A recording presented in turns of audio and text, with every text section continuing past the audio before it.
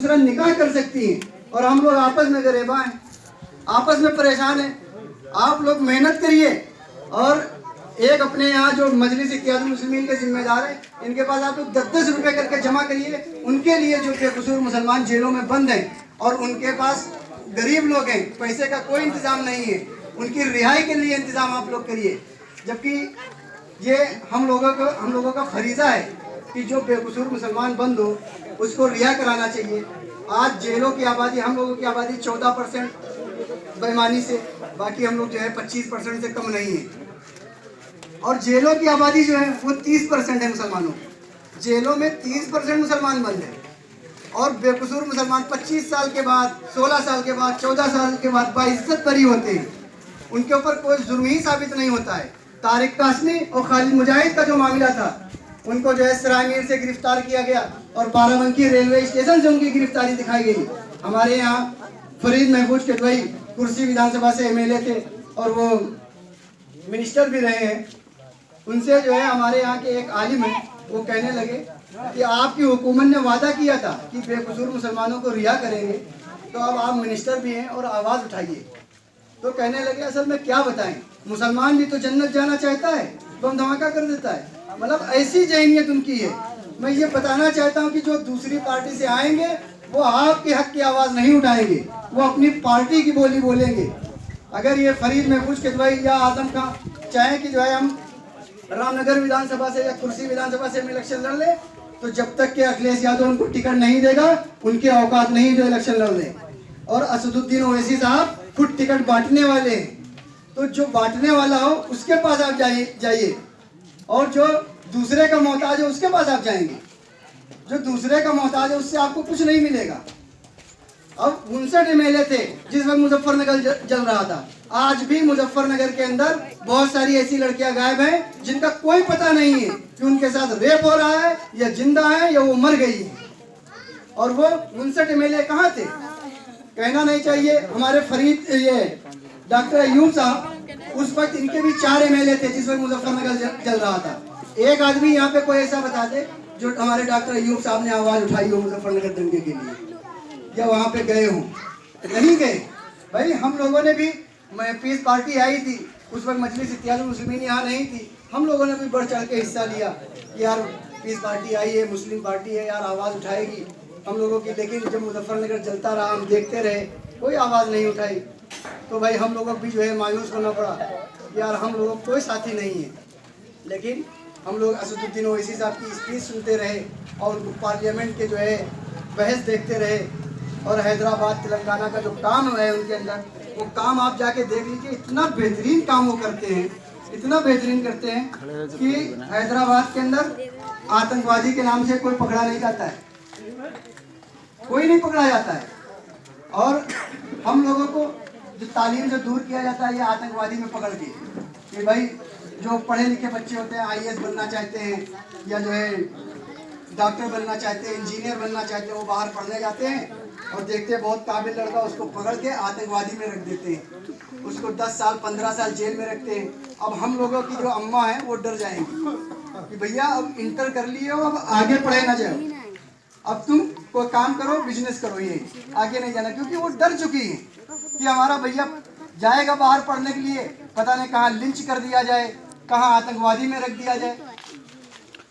कांग्रेस हुकूमत 4 मुसलमान उर्दू से आईएएस अधिकारी बने, उसके बाद कांग्रेस ने उर्दू पे प्रतिबंध लगा दिया कि अब उर्दू से आईएएस नहीं होगा, जिसको हम लोग अपना मसीहा समझते हैं। इस बार भी इलेक्शन में मैं बता दूं, कोई मुसलमान ऐसा नहीं जो ये नहीं चाहता था कि कांग्रेस आ जाए, सब लोग चाहते थे कि कांग्रेस आ जाए। लेकिन उसकी हिस्ट्री ये है, अगर सबसे ज्यादा मुसलमानों का नुकसान किया है तो कांग्रेस ने किया है। सबसे ज्यादा नुकसान करने वाली कांग्रेस है, क्योंकि 70 साल में दलित से बदतर बनाने वाली कांग्रेस है। भाई 70 साल हुकूमत कांग्रेस ने किया, दलित से बदतर बनाया किसने हमको? इसलिए मुझे हक नहीं दिया गया। बाबरी मस्जिद शहीद इन्हीं की हुकूमत में हुई, यही लोग उसके जिम्मेदार हैं। जो आपके यहाँ वो फैजाबाद में निर्मल खत्री है, इसके अब्बा थे, इसने जो है खत लिखा बाबरी मस्जिद का ताला खुलवाने के लिए, तब ताला खुला और उसके बाद ये सारा जो है उसमें बवाल हुआ, बाबरी मस्जिद शहीद हुई। तो यही कांग्रेसी लोग इसमें शामिल थे। और एक शायद कोई कांग्रेसी का बयान आया था कि जो है बाबरी मस्जिद गिरवाई हमी ने थी, राम मंदिर बनवाएंगे भी हमी। मतलब कांग्रेसी के ये बयान है।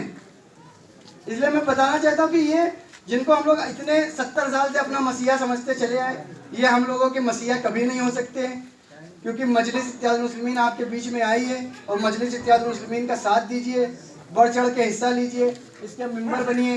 अब इलेक्शन के बाद से आज पहली मीटिंग यहाँ पे हुई है, और अब इंशाल्लाह मुझे उम्मीद है कि जो यहाँ के जिम्मेदार लोग हैं वो जिम्मेदारी लेंगे और हर हफ्ते नुक्कड़ सभा करते रहेंगे। हर वार्ड में, हर महल्ले में वार्ड की टीमें तैयार करते रहेंगे। जिसको जो जिम्मेदारी देना है, आज जिम्मेदारी दे दी जाएगी उसको, वो अपनी जिम्मेदारी पे काम करता रहेगा। मजलिस इत्तेहादुल मुस्लिमीन में जो अध्यक्ष बनाया जाएगा, ग्राम अध्यक्ष, वो अपना जो है उपाध्यक्ष, महासचिव, सचिव, कोषाध्यक्ष नियुक्त करेगा। फिर वार्ड की टीम तैयार की जाएगी, बूथ की तैयार की जाएगी, क्योंकि जो टीमें तैयार की जाएगी वो टीम से हम लोग इलेक्शन लड़ते हैं। जो बूथ तक टीम तैयार होती है, बूथ जो है रीढ़ की हड्डी समझ लीजिए उसको। अगर आपकी बूथ लेवल तक टीम नहीं होगी तो इलेक्शन लड़ने में दिक्कत होगी। हम लोग मजलिस इत्तेहादुल मुस्लिमीन का जिसमें इलेक्शन लड़ने आए थे, बूथ की टीम नहीं थी, वरना इलेक्शन बहुत अच्छा होता। लेकिन मुझे उम्मीद है इस बार जब इलेक्शन लड़ा जाएगा तो इलेक्शन बहुत अच्छा होगा। और आप लोग इस बार मजलिस इत्तेहादुल मुस्लिमीन से जिला पंचायत खड़े करिए 2-3 सीटों पे, जो बेहतरीन सीट हो और जीतने वाली सीट हो, उससे खड़ा करिए। और अपने बीच से कैंडिडेट निकालिए, बाहर से कैंडिडेट ना ढूंढिए कि कोई बाहर से आएगा हम लोग उसका सपोर्ट करेंगे। जब वो आपके बीच का होगा, आपके मसले मसाइल उठाएगा, आपके नाली और आपके खर्चे के बारे में वो सोचेगा, लेकिन बाहर का होगा तो वो बाहर का ही रहेगा। इसलिए आप अपने बीच से कैंडिडेट लाइए ताकि आपकी आवाज़ उठाए। और मजलिस इत्तेहादुल मुस्लिमीन हर वक्त आपके साथ है। किसी भी वक्त आपको ज़रूरत पड़े, मजलिस इत्तेहादुल मुस्लिमीन से कोई मदद लेने के लिए हमारा फ़ोन नंबर है, जो यहाँ के जिम्मेदार हैं उनके पास है, उनसे नंबर ले लीजिए, आप हमसे बात करिए। ये पूर्व प्रत्याशी है, इनसे हमारे साथ में जो है वो मुशीर साहब आए हैं, वो माशाल्लाह वकील भी हैं और बाराबंकी से जो है पूर्व विधानसभा अध्यक्ष थे, और इंशाल्लाह आपकी मीटिंग में वो इस वक्त मौजूद है। शायद वो बोल चुके हैं इससे पहले। हाँ मुशीर साहब।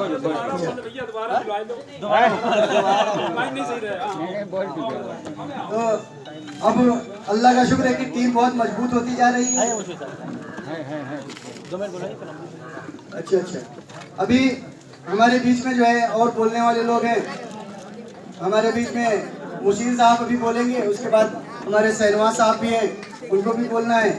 अब मैं अपनी बात को यहीं से ख़त्म करता हूँ एक शेर के साथ। जलता छप्पर देखने वालों, फूस का छप्पर आपका है, आपके पीछे तेज हवा है, आगे मुकद्दर आपका है। उनके कत्ल पे मैं भी चुप था, मेरा नंबर अब आया, मेरे कत्ल पे आप भी चुप हैं, अगला नंबर आपका है।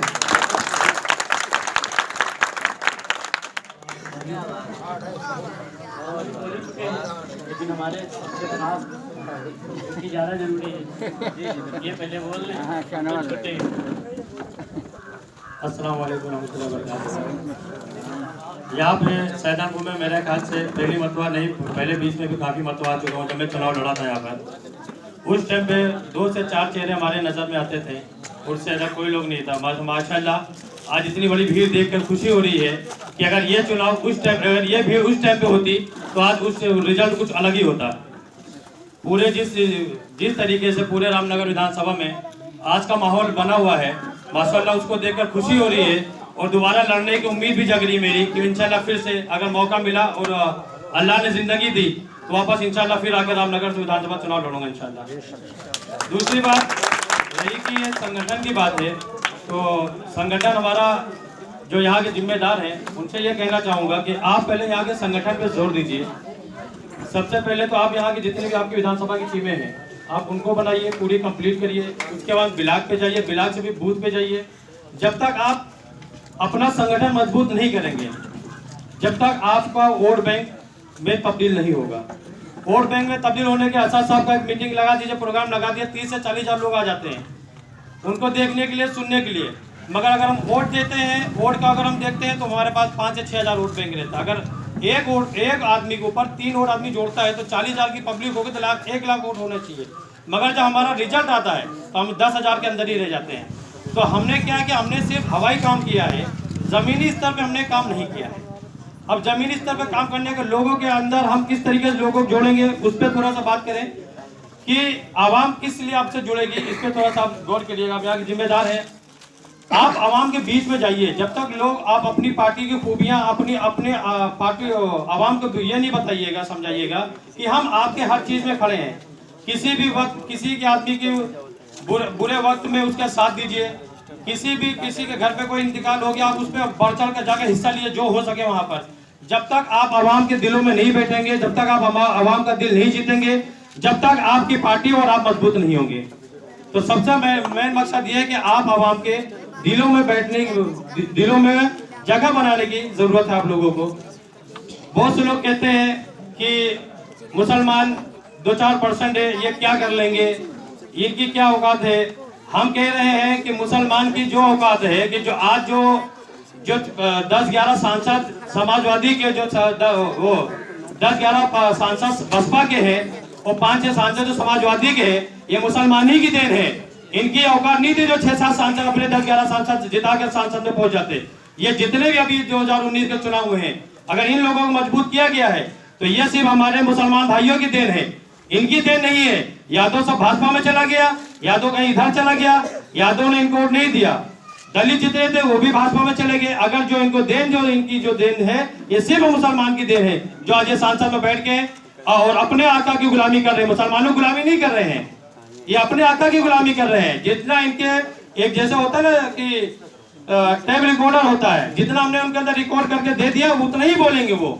अपने बढ़ चढ़कर इससे अपने बढ़कर यानी इससे कुछ नहीं बोल सकते वो कि हम कुछ 2 वर्ड मुसलमानों के लिए बोल दें या भी कुछ 2 वर्ड अपने तरीके से बोल दें। अगर ये 2 एक्स्ट्रा वर्ड अपनी तरफ से बोल देंगे तो जो उनके आका बैठे हुए हैं वो कान रात में इनका कान खींचेगा, तुमने ये वर्ड बोला कैसे। तो ये टेप रिकॉर्डर से अच्छा बेहतर है कि हम अपना नुमाइंदा चुने, अपना जो आदमी हो अपना चुने नुमाइंदा, जो हमारे बीच में हमारे हक की आवाज उठा सके, हमारे हक के लिए बोल सके। जिसको जो अमेठी कहा जाती थी, अमेठी जो थी जिसको कहा जाता था कांग्रेस का गढ़ है, कांग्रेस का गढ़ कहा जाता है। जब से कांग्रेस पार्टी बनी जब से बताता अमेठी उसका गढ़ है। राहुल गांधी को भी दिखा कि हमारा गढ़, हमको हमारा घर जो है हमसे छीना जा रहा है। वो चले गए मुंबई, नहीं गोवा, वायनाड में जितनी अगर और देखा जाए तो वायनाड में कहूँगा 70 से 80% मुसलमान है। आज वो अगर जीते फिर भी अगर वो सांसद अगर बने राहुल गांधी तो वो मुसलमानों की देन है। मगर आज तक भी एक मुसलमानों के वोट उन्होंने मोबिलिटी के खिलाफ बोला, उन्होंने जीते मुसलमानों के वोट पे, हेल्प कर लेते मुसलमानों की वजह से, सांसद जाते मुसलमानों की वजह से, मगर बोलते हैं दलित के लिए, वो हिंदू के लिए, जमींदारी के लिए, मुसलमानों के लिए नहीं बोलते हैं। तो ऐसे लोगों से बेहतर ये है कि हम अपना नुमाइंदा खुद चुने और अपनी पार्टी खुद बनाए और अपना झंडा अपना डंडा अब होना चाहिए। अब बहुत हो गया लोगों की गुलामी करते करते, अब अपना झंडा खुद लेकर चलेंगे। 1 वोट पाएंगे, 100 वोट पाएंगे, वो हमारा होगा। जी कि हमारी यहाँ पे औकात जो हमारी यहाँ पे जो है वो हमारी 0 से। समाजवादी का वोट बैंक देख लीजिए, कहूँगा यहाँ 30 से 35 हजार वोट से चालू होता होगा उनका, मेरे ख्याल से। बसपा का वोट जो होगा यहाँ से 30 से 35 हजार वोट से चालू होता होगा। कांग्रेस का भी यही है, भाजपा के 40-50 हजार वोट से यहाँ पे कम